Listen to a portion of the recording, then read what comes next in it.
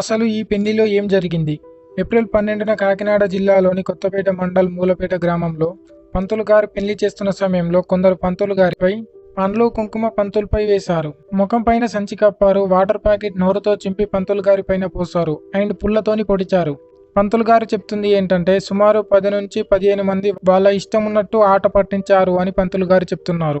అక్కడ ఉన్న పెళ్లి కొడుకు వాళ్ళ అమ్మ అలా చెయ్యకండి అని చెప్పినా వినకపోవడంతో ఇలా చెయ్యకండి అని పంతులు గారు పెళ్లి మధ్యలో నుంచి వెళ్లారు. వెళ్తున్న పంతులు గారి పంచెలాగారు.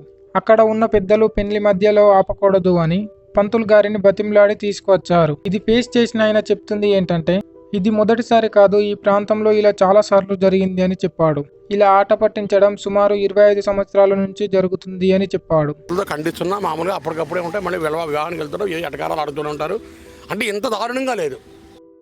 ఈ వీడియో ఫస్ట్ అప్లోడ్ చేసింది అక్కడ ఉన్న మ్యారేజ్ వీడియో తీసిన డిపి స్టూడియో ఆపరేటర్ ఫేస్బుక్ లో అప్లోడ్ చేశాడు. వీడియో వైరల్ అవ్వడంతో ఈ ఇన్సిడెంట్ జరిగిన ప్లేస్ కి బ్రాహ్మణ సంఘాలు అండ్ హిందూ సంఘాలు అండ్ బజరంగ్ దళ్ సంఘాల మెంబర్స్ అక్కడికి వచ్చారు. అక్కడి వాళ్ళు అంటుంది ఏంటంటే ఇది వైరల్ కావడానికి కారణం అక్కడ ఉన్న డిపి క్రియేషన్ ఫోటోగ్రాఫర్ పై అండ్ ఆట పట్టించిన వాళ్ళపై కేసు పెట్టాలి అని అన్నారు.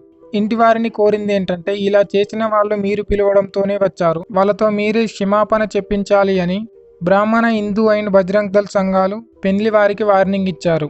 ఈ ఇన్సిడెంట్ పైన జరిగిన పంచాయతీలో ఆట పట్టించిన వారు అండ్ వీడియో తీసి అప్లోడ్ చేసిన అతను చేసిన తప్పుని క్షమించండి అని పంతులు గారి కాళ్ళ మీద పడ్డారు. ఏ కార్యక్రమం జరిగినా ఇస్మంటిది ఎప్పుడు జరగకుండా దగ్గరుండి చూసుకుంటాం. ఇక్కడితో వివాదం సద్దుమణిగింది.